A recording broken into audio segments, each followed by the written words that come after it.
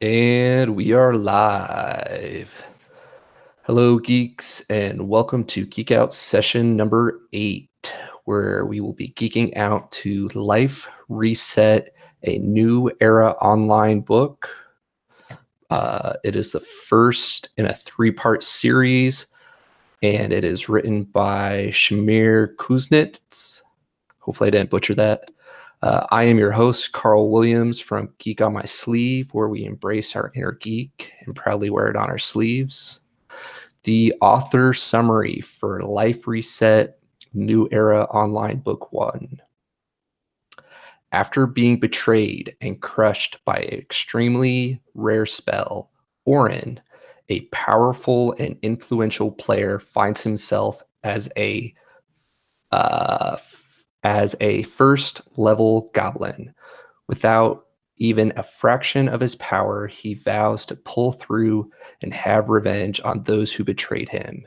His thorough knowledge of the game's world and his unique ability to immerse himself entirely are his only advantages. But first, he must figure out how to survive long enough playing what is basically a low level fodder monster.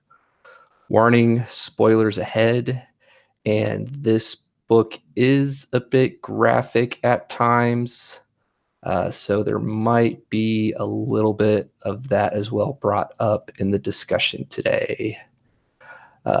Joining me today once again is Peter for this Geek Out session. Pete, thanks Hello. thanks for being here, man. Yeah, glad to be here. Really enjoy the book. I did too. It takes a very unique look, or it's a unique take on the lit RPG genre, and it's rather refreshing. Um, yeah, what are your first impressions and thoughts of the book before we get too into it? Uh, I really enjoyed it. Kind of the same thing you were saying. It's a new perspective because so much they get involved in the game, and then we follow them from the player standpoint, which we're still following a player, but it's from the monster or the NPC side. So that was very refreshing for me. A new outlook, and then we get to see a little more of like the world building or the Hmm. settlement building in this aspect, which is something new.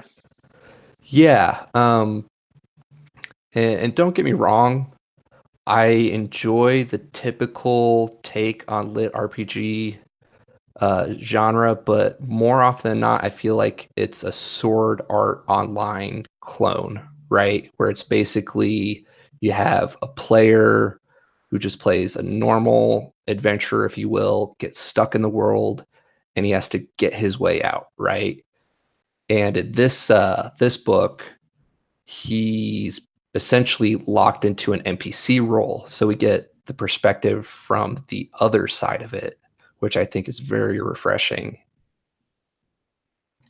Yep, and just the way that the world develops and influences, and we'll get more into it later, but the way Guy or the artificial intelligence is incorporated. Right. Right. And that's yeah, the AI really makes the book. So kind of a clip that they use in the prologue to describe it. Join New Era Online, a world in which to forge your own destiny, conquer lands, build nations, trade, explore, and battle for glory. Neo, the game of limitless opportunities. And the way they make that work is through Guy, right? Yeah. And oh, I had a section here that kind of really reiterated what made Guy so unique. Um, So the quote about Guy, when the Neo game environment was initiated, there were no presets or hard-coded rules. All that existed in the game was the world itself, the resources, the monsters, and the NPCs. The game is governed by Game Artificial Intelligence, Guy for short. In the beginning, Guy evolved Neo's workings in response to the player's behavior. Players could do virtually anything they imagined. If a player decided to form a community and develop the settlement by building structures, forging alliances, establishing trade routes, hunting for food, etc., Guide would recognize the intent and reasoning behind the player's actions and integrate the ideas into the game system, creating system assists for other players and NPCs. Everything is connected within the game. Guy controls all the underlying functions, monitors all players' action, and gives skills or quests when appropriate or when circumstances fit the need. It goes on and on and on.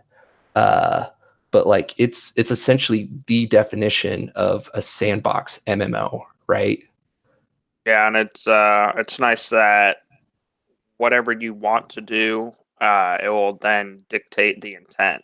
So there's kind of a big concept with the whole book is there's prime badges. So if you're the first one to do something, you then can teach or train other people to do it, and you get bonus XP for doing it. So there's a lot of encouragement to be the first to find it, to develop new things, which then in turn, develops more of the environment or the world for the rest of the players.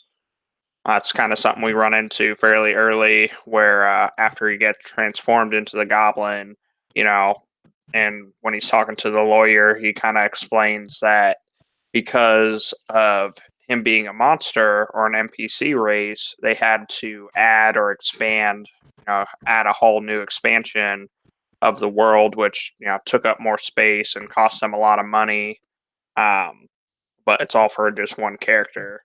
So Right. Yeah. And the possibilities are only limited by the player's creativity, right? And we get to see a bit of that when they're kind of like trying to create new spells and so on and so forth. So, like, if there's a problem or a challenge, if you have the creativity to come up with a solution, Guy will adjust and adapt for it. Which, like, as a gamer, that's I don't know, a dream come true when it comes to gaming, right? yeah, because so much now everything's kind of cookie cutter or meta build, or there's only one way to do it correctly to min max all Mm-hmm. your stats. Mm-hmm. But as he grows and develops, there's a lot of skills that come by that are game changing, are revolutionary for him. So it really changes his whole, or not really changes his whole fighting style, but adds more to his artillery. Yeah, one of the first challenges he faces in the game is the established totem with the Goblin clan he interacts with, and he's a lower level and than the Goblin totem, and he has a mana shield that he just can't get through. So he takes his what's the name of his like Oh, mana arrow. yeah, I think that's it, mana arrow, and basically modifies the shape to turn it into like a quote unquote armor piercing arrow that's able to kind of penetrate that. And Yeah, that was pretty cool to watch him work through it because his first attempt, was pretty poor, and then he had to, fine tune it and really focus in on it. mm-hmm, mm-hmm.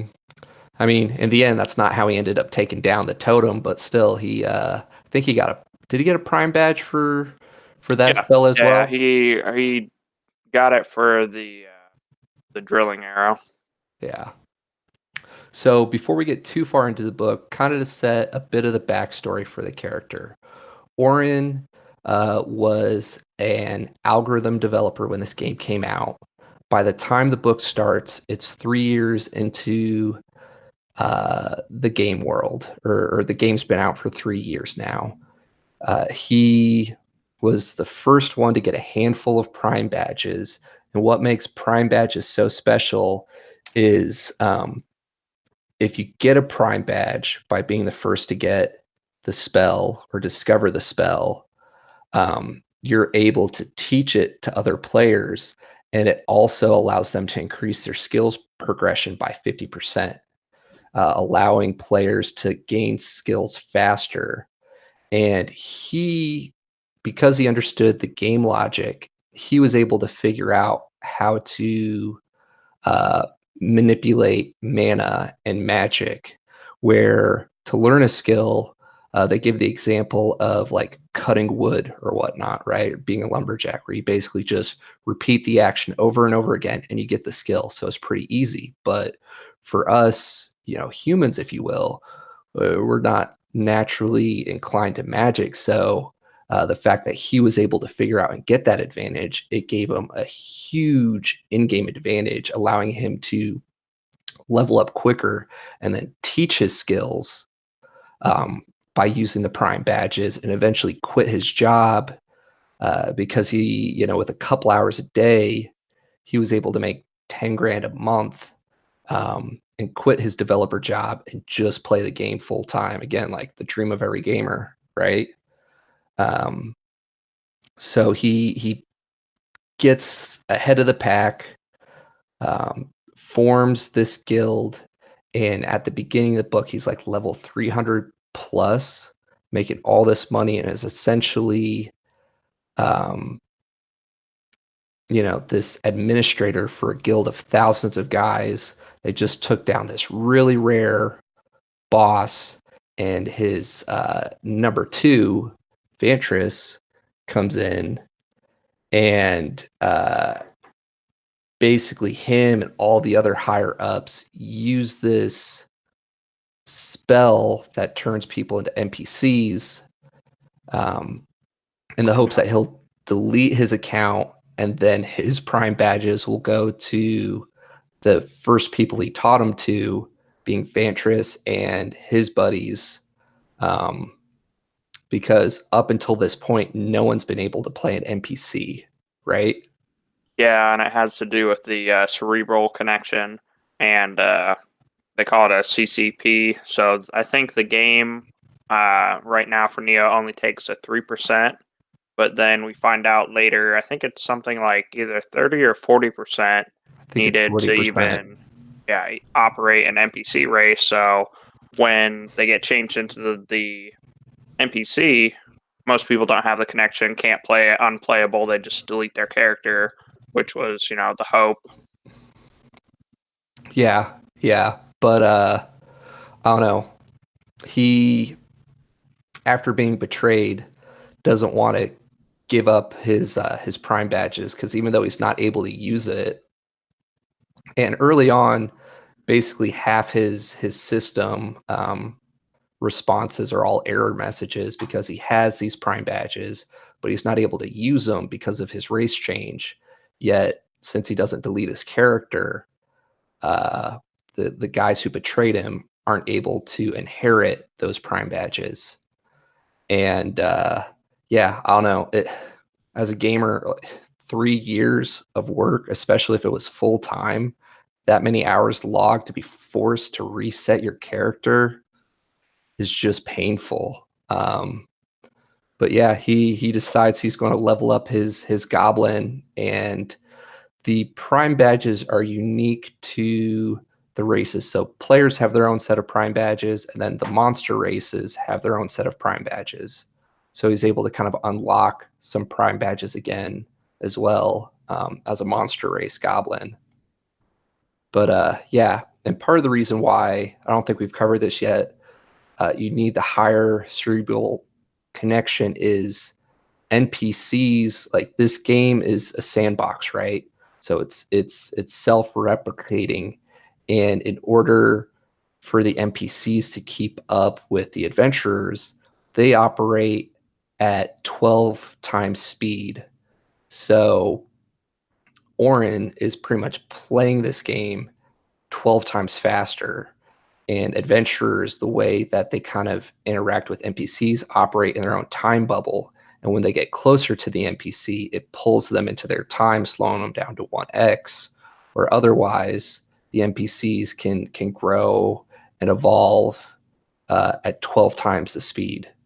So Or yeah, I think they called it an organic life cycle.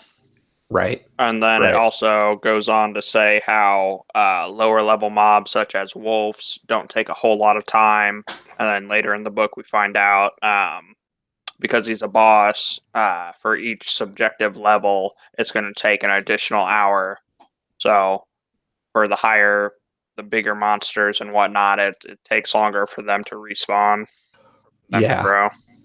Yeah. The respawn rate is concerning, which we find out later. The higher his boss level, when he dies, the longer it'll take for him to respawn. And there's some questions there about what happens to his consciousness and kind of that lull period. Um, but yeah, so he starts out, he joins this goblin clan.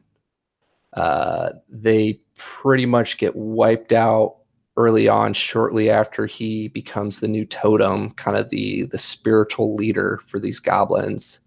And then he's forced to take over the clan as both chief and goblin totem and rebuild them from pretty much next to nothing. I think he has maybe a dozen so followers when he takes over. Yeah, there's only a handful, but that was kind of an interesting dynamic how because he was playing an NPC and then he became a totem, guy or the artificial intelligence relabeled him as a boss monster. So that's where he loses his power to finally log out, and then the reason he loses his whole clan is because he contracted one of his buddies, a game administrator, and they finally are able to bring him into a developer bubble, more or less. And then that's where the time scaling gets wonky because everything where he was in the Goblin Town is still moving at 12 times the speed.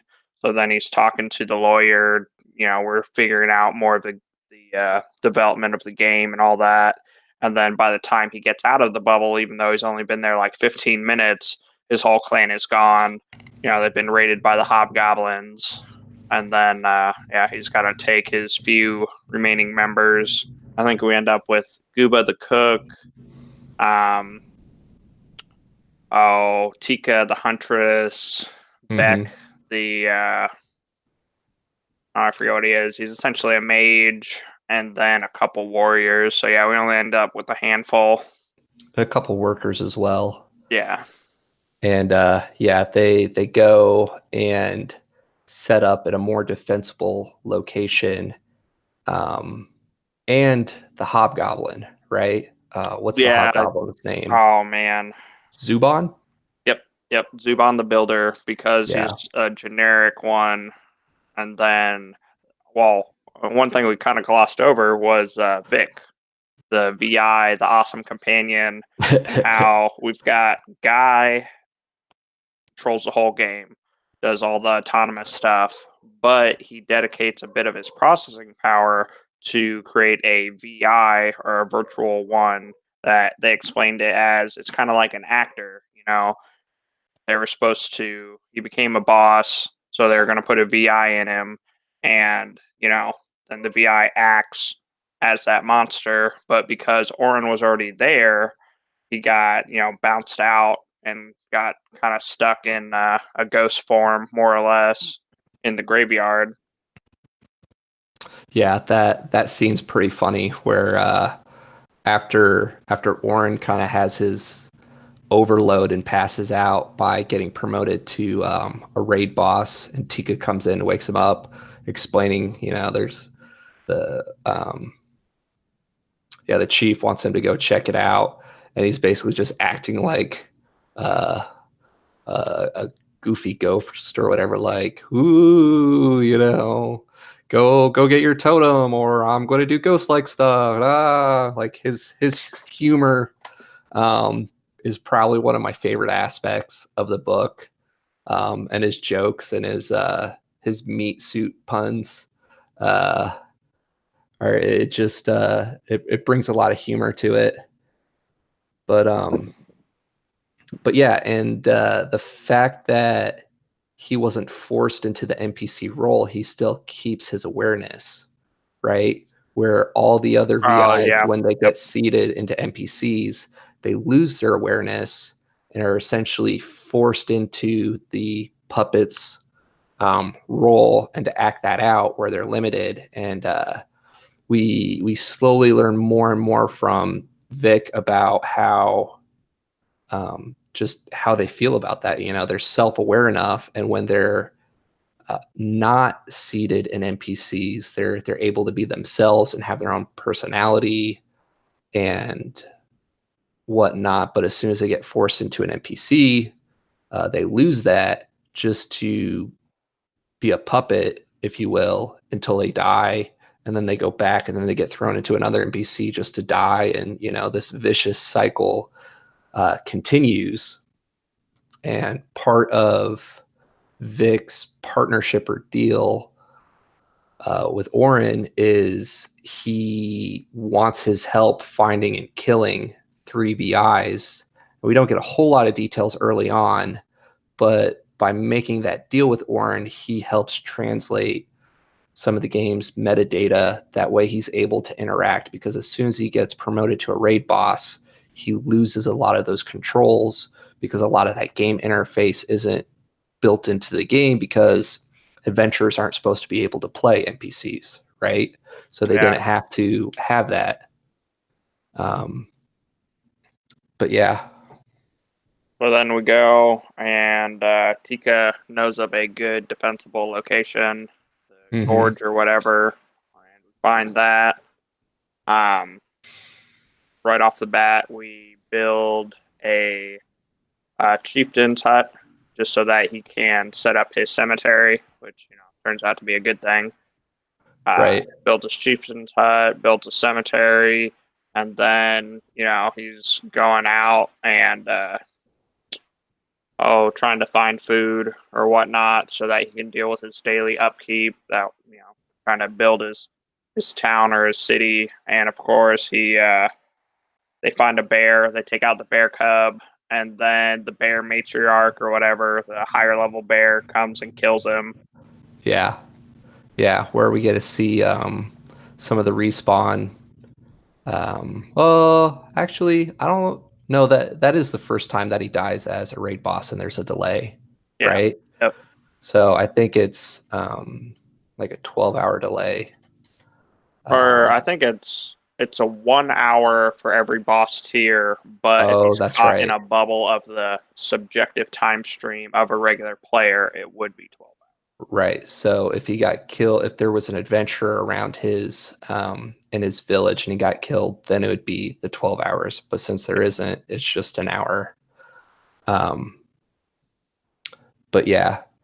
And then some other interesting details that we learned. The reason, like, he meets with the lawyers pretty early on, right? After he gets promoted to a boss tier. And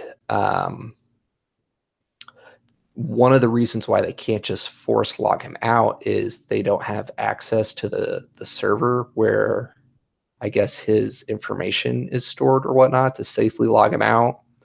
So the lawyer does some lawyerly stuff, if that's even a word, and manipulates him to agreeing to finding his own way out. And the way to do that is any boss that's tier 4 or higher is on a separate server that the game admins have access to. So in order for him to get out of the world, he pretty much has to work his way up, level himself up to a level 4 boss. And at the beginning of the book, he's just level 1, right? And they had another solution that they could do to help him log out, but they said it could take, was it like 6 months? Yeah, 6 months, which will in turn be 6 years for him in game. Yeah. Plus, they're saying, well, you've already cost us a lot of money, because when he became an NPC, it created a bunch of new land, a bunch of new backstory, a bunch of extra stuff that ended up overloading some of their equipment to where they had to buy at like a premium price because they needed it now. So, they had a lot of back and forth where he was like, what do you mean? That's chump change for you guys, you can afford this. And they're like, yes, well, if that was the only problem, you guys have, or you've cost us a lot already. And I like the way Oren kind of dictates it throughout it. He's like, oh, here's the shit flavored candy, Yep. a good Yep. alternative, but it's, Yep. it's, yeah, and just the way the lawyer orchestrates him throughout it is insightful. Yeah. Yeah. He sees a lot of it coming, but even still, the lawyer manages to manipulate him where he wants him, especially with making some veiled threats towards his buddy who works for them because he violated his NDA and whatnot. Um, but yeah, so he pretty much agrees to try to get his own way out. And one of the ways to do that is to build himself up a little village and level up his boss tier that way. Which, yeah, it's an interesting choice because we learn later on that's not the only way to level up your or to raise your boss level. And yeah, I was kind of curious if you would go that same route, Pete. Would you want to go the settler mode or be interested in becoming like a wandering boss and kind of like play the not really adventure type role, but go out and quest and whatnot? You know, So I would probably rather do the roaming boss just because, kind of like you said, it plays more like adventure esque where you're going out and you're finding new stuff. And I, uh, I don't know, I manage a bit outside of this, and I wouldn't mind managing a city or metropolis or whatever, but there's no real release or step away. We have them going out a little bit every now and again, but the biggest concern is with those wandering bosses, how does it control the respawn? And that's Yeah. why I probably would, as the situation builds, I probably would have, built up a town or whatever and gone that way. But once they get it figured out, wandering boss is an option. Yeah, I don't know. it would be a hard choice because there's a certain amount of like defense. I'm with you. Like I think I would probably lean towards wanting to go out and be a wandering boss because when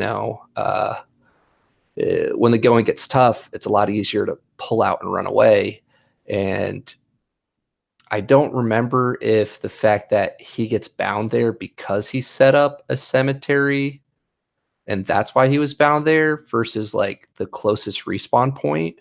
Well, yeah, Um, that is kind of weird. I think it was without having a cemetery, he wouldn't respawn. It would be like the mm, VI's going back to the pool.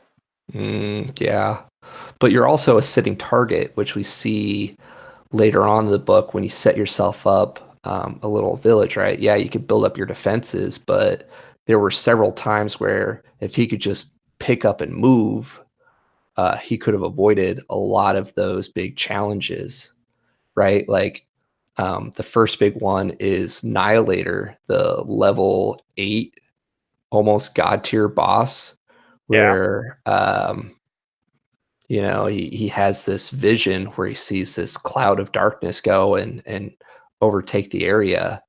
And if they could just uproot themselves and move, it wouldn't be that much of an issue. But they've kind of, you know, um, put down roots right there and they're working to build up their settlement. So they need to find a different way to overcome that challenge. And that was kind of cool to watch him go through the process of all that where, he gets a vision and there's no hope. They're going to be destroyed. The darkness takes over and he's like, "Well, I can't uproot, I can't go anywhere." And he continues to build up and then he gets the new chieftain's hut or the advanced or better version and he has another vision and it halts at the chieftain's hut. So he's able to kind of work his way through the problem and have a lot of creative problem solving things that in the end works for his favor, gives him a lot of cool new skills, and that's another kind of funky dynamic with Guy because so much of it is automated that the coders or the people who are monitoring it are more like janitors, which, Mm-hmm. is why he's stuck as a boss because they don't have any access to it. They, like you Mm-hmm. said, they only have access to the tier 4. And then, as we find out, Annihilator is actually used to be a tier 9, but got bumped down to tier 8 and has an ability called Devourer, where essentially resets their respawn to his stomach. So then they Yeah. keep respawning and dying in his stomach. And Tal, his buddy, is like, oh, well, that was supposed to be taken out. And there was like an Armageddon purge on all that. Thanks for Mm-hmm. finding more bugs. Right. Yeah. He certainly seems to attract them, doesn't he? Yeah. Uh. And that's where his very first skill, oh, what they call it initially, Murphy's bitch or Mm-hmm. whatnot, because Mm-hmm.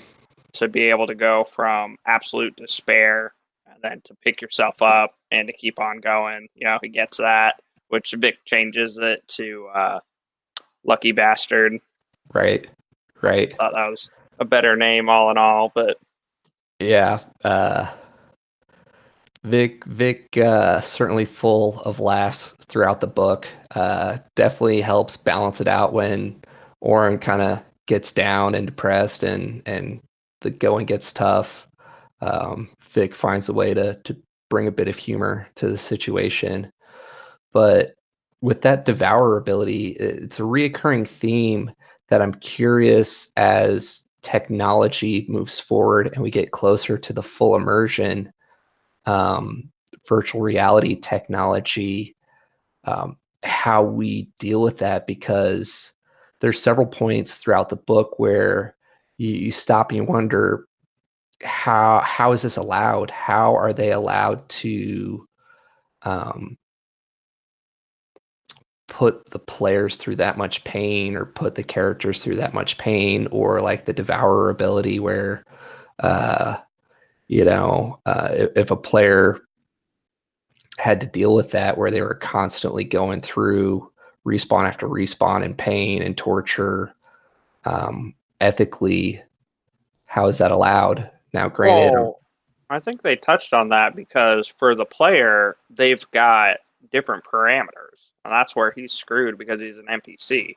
Because mm, typically they've got a pain threshold and they've got a lot more governing factors for the regular players. But because he's, an NPC, they don't need that extra layer of protection and they don't have the settings for it or the buttons for it. that's right. So That's they right. they do apply a lot of safeguards. You know, there's always going to be bugs. There's always going to be things in development. There's going to be patches implemented. So I could see a lot of that at the beginning, or through new things being developed, a problem. But yet again, that's where the admin tool for safely forcing people to log out. They had another funky case where, oh, I forget the guy's name, but essentially he was diagnosed with severe autism and he was a savant or whatever, to where he found out how to get into the game and tap into the 12 times time dilation and also collect XP from thin air. So, Right. even though there are safeguards and even though everything was in place, there's, it's your brain and it's a powerful machine of its own, that deep of a connection. Mm-hmm. Yeah. So, back onto the story. We got through the lawyer. He's starting to build up his village, starting to learn how to power level his characters, his village, if you will, because up until this point they've just leveled up through combat. So he starts to train them, starts to send them out on patrols, help gather resources. Um, Thanks to his buddy Tal, he was granted a breeder's hut, which really helps him out in accelerating his village because it removes the need to just Produced Uh, organically. yeah. We'll let the listeners figure out how a bunch of goblins would produce organically. It removes that need and allows him, by using food, to summon full-grown workers and specialized workers instead of relying on the game mechanics and chance to develop warriors. So they can recruit specialized goblins, yet they need advanced food for that. And their current cook is actually a chemist who knows a little bit about cooking. So one of the big challenges is getting her to produce enough advanced food where the lucky bastard skill comes into play and helps out. But then they're eventually able to summon an actual cook that is a lot better at producing that food and helping them scale up their village rather quickly. Well, it's not even a village at that point, but their settlement rather quickly. And then he gets the vision, and we deal with Annihilator, and they have to switch to a new god and worship Annihilator. And by doing that, they end up becoming like creatures of the night and get all these cool new abilities, where they kind of become like a dark race of goblins, which is pretty interesting.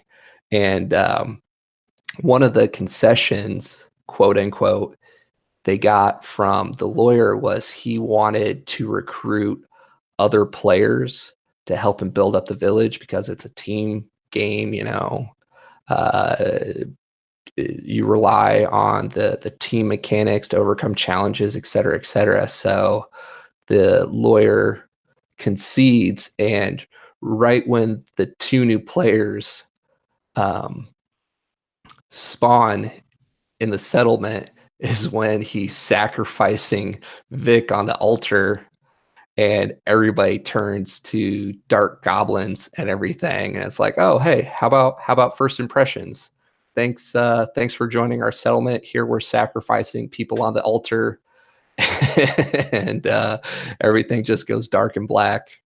Yeah, and I uh, like how they built up to that because, right before there's all of a sudden there's a shrieking, and he's like, "What's going on? Are we under attack?" And it turns out that the goblins are having their babies, yeah. and Oh, the way it talks you through it, it sounds like he's about to sacrifice some babies, but I then know. it turns around and it all pans out, and you're like, "Oh man, had me going there." Yeah, no, it great writing. It totally leads up to where it's like, oh my gosh, is he really going to sacrifice these babies? I know they're NPCs, but up until this point, we've been following him in this immersion into the game where he's starting to see these NPCs as actual people, and especially while interacting with Vic, he's come to accept the fact that even though they're not meat suits, as Vic likes to call them, the VIs are conscious beings, right? So in a way, Yeah, these other NPCs are conscious beings. And yeah, leads up, you're like, oh my gosh, he's actually going to do it. And then Vic's voice is like, boss, you sure about this? You sure you want to go through with this? And Vic, because he's like his familiar companion, can read his thoughts and everything, which is kind of funny afterwards, where he's like, no, you forget I could hear your thoughts. You weren't sure that this was going to work, and there was part of you that was thinking that you were about to actually sacrifice me and everything, which it plays a lot to his character too, because if there was part of his mind where he thought he was going to lose his companion that allows him to interact with the game, and yet he chose to sacrifice Vic anyway and not sacrifice an NPC baby, it kind of just shows how immersed he is in this game. And at that point, it's only been a couple weeks, right? Um, but yeah, and then the first two players that join his settlement are they twins or are they just siblings? I think they're I twins, aren't believe they? they're twins. Yeah, they're twins, and they have some genetic or disposition. I forget what it's called, but it's pretty much like brittle bone disease, Mm-hmm. where they don't move around so well. They were fostered early on, um, but it turns out that they were very accelerated or advanced with their math skills and whatnot. Mm-hmm. So that's what they do outside of the game, which gave them, since they're, I guess, more intelligent, they're able to have a higher CCP and interact with the game at the 12-time dilation. But I forget the guy's name. He's kind of talking about how he's, getting a headache and, a couple other things, which is a very real reality of, Orin's situation. He doesn't have the option to log out, and he's had a couple, crippling headaches or he's passed out or blacked out due to conditions of all the data input. So it's kind of interesting to see the other side of it where, someone else is going through something similar. Mm-hmm. Yeah. So the female is Hashishu, and the male is, oh, I just had it. Bum, bum, bum, bum, bum. Malkry. So, yeah, and they talk about how they essentially get this Black Ops cloak and dagger letter from the company where they have to delete their characters. Yet they were interested in being the beta testers, and they don't know the full details of Orin's situation. He's just explained as an alpha tester, right? And they join up and pretty much start helping him build up the settlement from the get-go. And we learned that he's actually able to hand out quests to them and take advantage of that mechanic. And I don't know, their interactions interesting, like they're friends, and they're interested in helping build up the settlement, but there's a lot of trust issues just because of how much information the company for Neo doesn't tell them. So they're constantly trying to figure out, okay, is the company just trying to take advantage of the twins? Is he actually a super intelligent AI Oh yeah, the or an random NPC? questions she gives them, and then he's like error, you know, Oh yeah, protocol breach, admitting or doing self destruct sequence, and he plays it up. Scourge Earth defense and everything. Yeah, 3, 2, 1, and then boom. Yeah, yeah, it's I enjoyed the humor of the book. I don't know. How about you, Pete? yeah. I felt it did a lot of elements well. It was very RPG esque, had a lot of the game knowledge, which to me is very interesting, and they have a unique spin on it. The humor with Vic and with in between Gooba and a couple of the other NPCs is great, and then the mechanics and the combat they did very well. He's got his arsenal, and he's finding new and unique ways to utilize them, and I don't know. He becomes so immersed in the game that he's seeing NPCs as real, and you see Mm-hmm. where the lines start to blur for him. Mm-hmm. But yeah, they did well. They did. Like we said earlier, I really enjoyed the story. I enjoyed the settlement building aspect of it. It was a bit heavy-handed on it because it was needed. There were times where I was like, okay, I get this. We got to build up the settlement. It's fun and everything, but yeah, it could have sprinkled in a little bit more action, I guess. I mean, I guess it throughout there. There's they go out, you get some action, some conflict, the game mechanics, but a good chunk of it is the settle building, right? Yeah, Settlement building, which I just took that as, okay, book one, we're doing a lot of world building.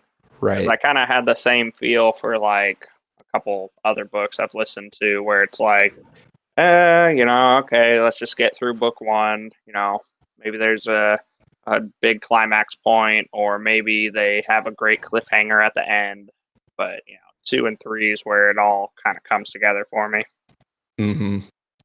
So Vic gives him this quest, right, where there's 3 NPCs he needs to kill, and we find the first one is a hobgoblin, and we learn it pretty early on. I think it's the first skirmish, right, where basically after he uses his whatever that ability is that allows him to take over dead characters and look through their logs, he sees that there's a Uh, message. I don't know. I remember it's like H90 to go, and I think they figure out, hey, there's another, because he has the vision and he sees X amount of goblins or hobgoblins. They go out to confront one of them, or they confront some of them, and they think, oh, well, that's all there is. But it turns out there's more, and then they figure out, I don't know if we figure out it's Barska or not.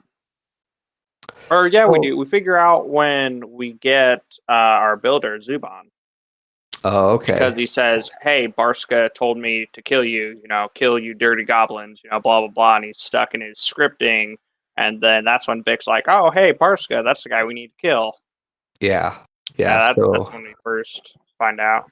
we learn early on about Barska, who we need to kill, and we kind of build up to that point. But it's not until after he goes through this huge growth explosion for the settlement, and the huntress Tika, who he slowly develops feelings for, keeps ranging farther and farther to hunt enough food for the upkeep, that she ends up getting captured by the hobgoblins, right? Yeah, And the twins end up discovering that and come back to get Orin, and they finally go and attack the hobgoblin camp, right? yeah. And That's pretty far towards the end, but yeah. but yeah. Um I talk so about where we're at now, because we talked about Annihilator and sacrificing Vic, and that's how they get all the powers. Which then that was another big complication where he's already got a mana discipline, and then he gets the dark mana discipline, and Fry's about to destroy Orin, and Vic ends up saving him by interacting and pretty much convincing Guy that, hey, yes, you can only have one governing skill. Why don't we combine them? That's when we right, kind of get our next little power surge, and he starts developing new skills, and he's playing around with the bunnies and making, controlling them and doing that. right. Yeah, he what was that skill called? But yeah, he gets a handful of fun There's skills. freeze, oh, troll or It's something. essentially like a possession ability, right? Yeah, yeah. He gets a couple cool ones from that. Right. Um, but yeah, so at that point, they're not even that high level. I think the twins are not even level 10 at that point when they go to um, track down Barska and his camp, and that's where we get to see a good amount of combat, right? Um, Warren pretty much talks to his goblins, get them all set up to defend the settlement while he's away. They head that way.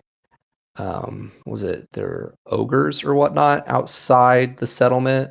Yeah, Uh, and they always look like a bunch of materials or whatever when they're laying down. right. And so the twins basically play a distraction for him. And Chuck him yeah, over the wall, and he yeah, ends yeah. up sticking through the watchtower, and his backside's hanging out. Another comical point where he's like, "Well, I hope no one sees me and puts any extra ventilation holes here." Right, right. The archers don't start filling him full of arrows. Um, but yeah, they get him out there, or they get him into the camp, do their final stand, and we get to follow a bit of the combat and everything. And one of the things that I really enjoy about games like this is it's very much on your own like skills and abilities, right? So you get to see that the twins obviously have a lot of gaming experience together and are hardcore gamers, because even at that low level, due to their skills and abilities, they're able to take on much higher level characters just because their moves are so synchronized. When one person attacks, their guard goes down, the other one pops up to kind of help defend them and hold them off until they do kind of like a last stand type move to take out who they can. And then we have Orin, pretty much in the middle of this base. And is it Goomba? The chemist gave him a couple Or Gooba. grenades. Gooba gave him a couple grenades that he uses to take out a handful of hobgoblins. And he goes and he fights, and the combat's pretty good. And then Oh yeah. So because he killed the was it the the apes? gorilla, or yeah, the apes that were attacking them, he got an armband that allows him to raise his friendliness or whatnot. So instead of them being completely hostile and wanting to kill him, he's done a lot. He's taken out several different hobgoblins, and he realizes that he's not going to be able to finish them off. So he puts on the armband to buy him some time. That way, his mana can regen, and then he can go back on a rampage again. And then they start trying. He notices that it's got to follow the traditional raid dynamics, where he's got to defeat all the little guys and the second in command, and then he'll finally get to the higher up. But with that armband move, he ends up to go jump over all that and go straight to the final boss, which then we realize we're kind of out of luck here. It's not Yeah, going to work, he's and he gets captured. And yeah, he eventually he realizes he's out of his league, because he's only boss tier 1 at this point, and yeah, Barska is actually boss tier 3. yep. And we learn a bit more about how he levels up, because he pretty much he destroys their cemetery and consumes their heart, Soul uh, or whatever. Yeah, right, allowing him to continue to raise his power and his boss tier ability, or his boss tier. Um, yeah, he fights him, gets his butt handed to him, and wakes up pretty much in their little torture chamber, where he's been torturing his Tika, who he's been yeah. slowly developing feelings for. And it talks about how it looks like her hands are clenched or whatnot early on, but it's actually he's been taking off her fingers one by one. Trying to figure And out where the settlement is and all that. and that's where we get to see how it messes with his psyche, right? Because he's pretty much experiencing it as if he was living it. Oh So yeah, when he all starts to the heightened go, damage or whatnot.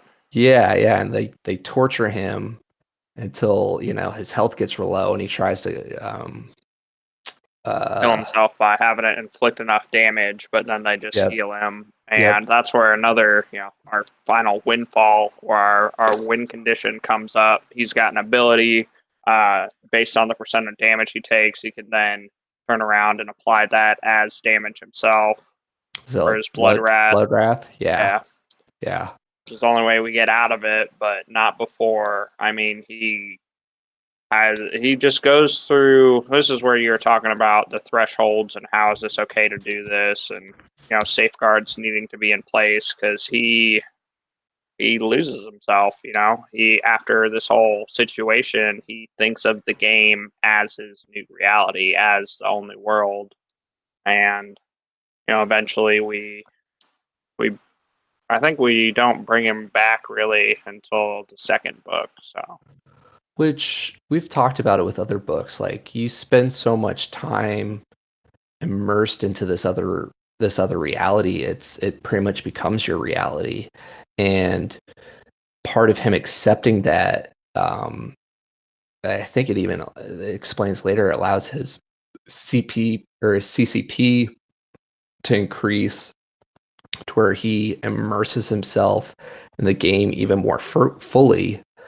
And um, so he's granted some abilities, but you see in his internal dialogue as well with Vic, where he's like, "What game? What are you talking about? This is the world. Like this is our world. yeah, Um, there's the other world that the adventurers come from, but this is our world." And even after his eyes get plucked out and he's tortured, within several health points, he gains these new like mana vision abilities that allows him to see people's essence and whatnot. Um, and then through the mana within their body. yeah, And yeah, then the other one he gains there like reduces his pain threshold finally because he's hmm taken so much damage and he's come to terms with it all.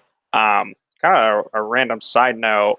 Uh, Apparently he was a very active kid or spontaneous kid when he was younger, so he went through a lot of meditation techniques. And earlier, that's where he has a lull where he's like, "Wow, this much must look weird." A goblin in the lotus position doing Hindu chakra, right, meditation to develop his skills, and it's kind of a weird dynamic. But the fact that through his real world or in real life experiences for doing the meditation and doing different stuff, he's able to overcome these outrageous or unreal situations for like a lot of people would break the mental trauma of being tortured like that. It helps him develop and learn new skills. yeah. What doesn't kill you gives you unhealthy Yeah. coping mechanisms, right? Yep. But yeah, so his blood wrath ability helps him save the day. And unfortunately, at that point, uh, Bosca had already sent out an attack group to his village, right? I keep saying Yeah. village. Technically, it's not at a village level Or settlement yet, yeah. This is settlement. but so he defeats them, and he goes out thinking like, oh, now I'm going to have to slaughter these other guys. But by the hobgoblins' um, rules of conquest or whatnot, they pretty much bend the knee to steal a line from another series, and they're like, "We're yours to command now." And he's like, "All right, guys, time to go slay your fellow brothers in arms." Yeah, well, And that's where we get like a snippet of so much more that can come, but we just kind of glance over it because we've got to address other things. But it's like, oh, do you want to destroy the settlement or do you want to take over the settlement? And we get mm-hmm, that brief little snippet of, oh, they've got coal. Well, it turns out that we need coal to make more resources to build up our settlement. And it's like, oh mm-hmm, yeah, cool. But then he comes back into the situation. He's like, nope, we got to go. We got to deal yeah, with this.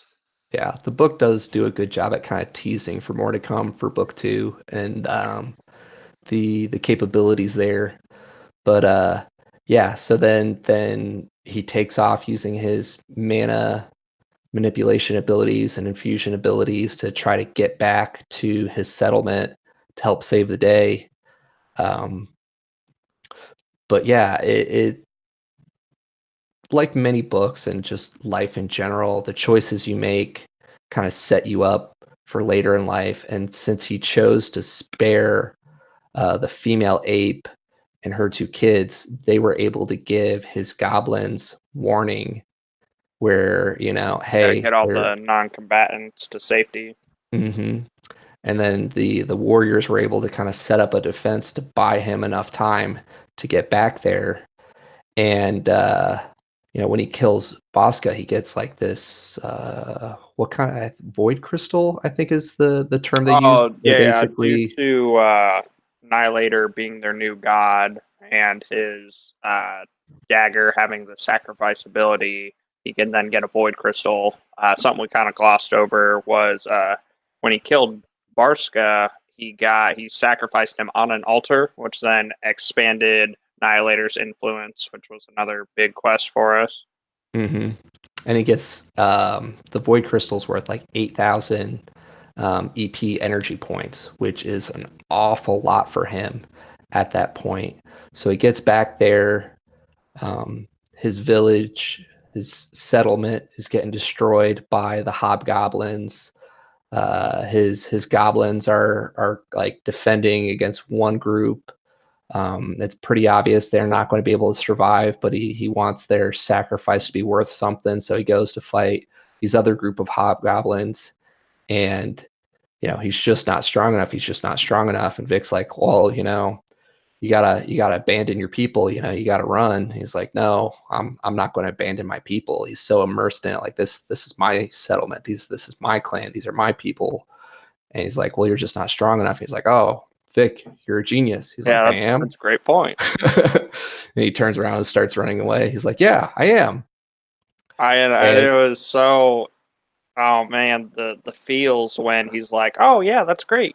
Let me just go and buff up." And it's like, "Oh well, you guys aren't a high enough tier settlement for you to get, boss tier 2." And he's like, "What?" And he's going through all this, and then it's like, "Oh, it's only got a couple points left on this building, which was uh, almost done." And then he chump rushes it, change and compared yeah, to it's just funny how the whole dynamics of like building the juggling everything, building yeah. the settlement is leveled, blah blah blah, and it's oh man, we finally have that ray of hope, and then it's crushed. But wait, there's more, and then it all just the feels of Yep.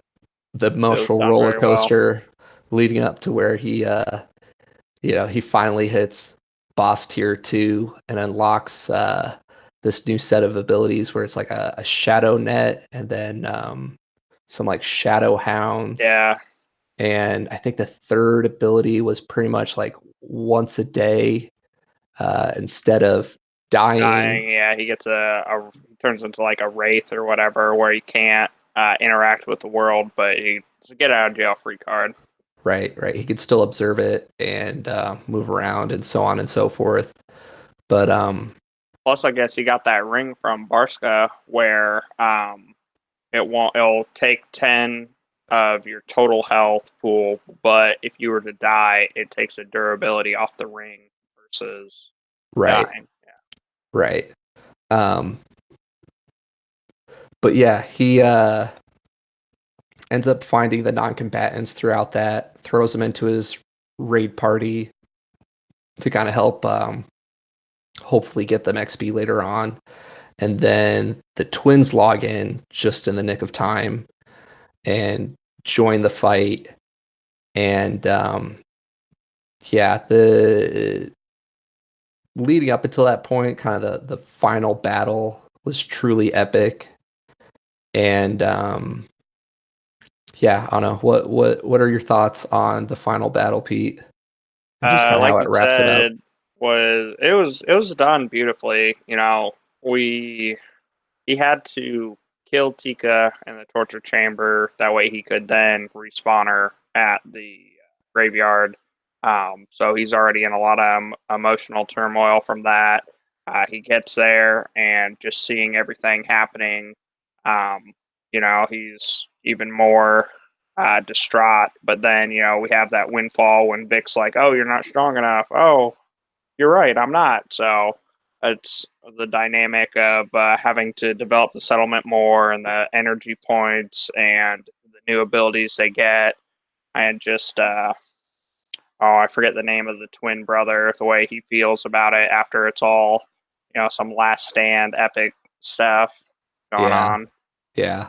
Like a true gamer, he really gets in on it. Yeah, and there's Um, always just like one extra layer because even after becoming tier 2 and even after having the twins help them out, that it's still just not quite there, and they're losing more, and that it seems like, oh, all hope is lost. But then finally the hobgoblins that he took over at the other camp after defeating Barska come to the rescue, and we made it, we got it. We made it. We got it.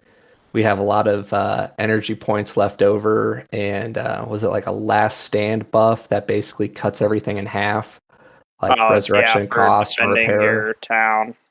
right? So he's able to resurrect everyone, all the feels, and he finally embraces all these emotions that have been building up to this point with Tika, and they have their little moment where he doesn't actually have a player name, but he tells Tika to, go ahead and refer to him as Orin. Getting a little bit intimate there. And then everybody just refers to him as Dread or Bread Totem, depending Yeah, on who how it is. intelligent they are. Yeah. Right, right. Um, but yeah, so then he's got his Goblin clan, and he's got the Hobgoblins. And one of the nice things that NPCs that have virtual intelligence are able to be resurrected. And to do that, he basically grants them the Lucky Bastard ability and names them.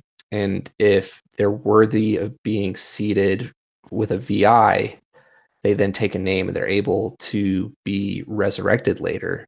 So, Oh, yeah. Since he's so immersed in everything, he's like, hey, moving forward, this is how it's going to be. Everyone is going to get a name. That way we can no longer be mhm, destroyed. mhm, We run into a couple exploding goblins, but he was mhm. smart enough to do it on the altar. So even without getting a VI seated goblin, he got faith points. Right, That was right. a great windfall for him. Yeah, and increases his reputation with Annihilator. yep, yep. So yeah, it wraps it up pretty well. And then um yeah, the epilogue certainly does a bit of teaser and kind of explains uh what is Neo in the background, and kind of, plants some seeds there for later on in the book series. Um, but yeah, let me flip through some of my notes here. Oh, we met a gremlin, right? Oh, Uh, yeah, yeah. I glossed over that. Hosiku and Malkir go out. They're trying to adventure. They end up getting trapped in a dungeon, and they find the gremlin or whatnot, or it's essentially like a gnome, for mm-hmm, example. And they're typically never seen, but they always see their creations that they make because they're the mechanically inclined race. right. Um, and that's another big foreshadowing moment where they start talking about, oh well, we can set up a trade pack and this, that, and the other. And I think he ends up getting a an additional rune out of the Mm-hmm, deal, which mm-hmm, rune crafting is pretty much unheard of. mm-hmm, That's another cool trait that he learns, and we get to kind of see his immersion and everything develop, because it starts off as it's kind of like a CAD design software interface where he's got to click them and put them onto it. But then as his skill grows and it develops, he's able to um, interact directly with the work instead of doing it through software, so to speak. mm-hmm. That was pretty cool for me. But yeah, so he because they cleared out the hobgoblins, they're now able to set up a trade route with the gremlin. And in the epilogue, Bob and Zia pretty much escort him back to his hometown to eventually set up trade routes with that there. And then we get a little snapshot of the twins interacting out of the game, where you get to see a little bit more of their suspicions with Orin, because they're pretty much like stuff just doesn't add up. He could be an NPC, he could be an AI, and she pretty much says, I'm going to challenge him to a duel because if he's a player, my player kill count will go up. Where if he's an NPC, I'll get XP for it. So we get that little bit of a teaser going into book 2. And then we also get it's Mr. Emery, who's the lawyer, and a bunch of CEO type exec Yeah, people where they're in a having a big room. meeting. And they're Yeah, pretty much like, hey, so this could make us a lot of money. And they're like, well, what are the ramifications? What are the concerns? And they're like, the same as they've always been. People could die. People, could have this problem, could have that problem. But then they're like, well, we can't take that risk. And he's like, no, we got this. They signed away everything. Worst right, case scenario, we just pin it on this other guy, which right. it sounds very underhanded, is quite, sad if it would turn out that way, but it makes sense from a business or a company standpoint.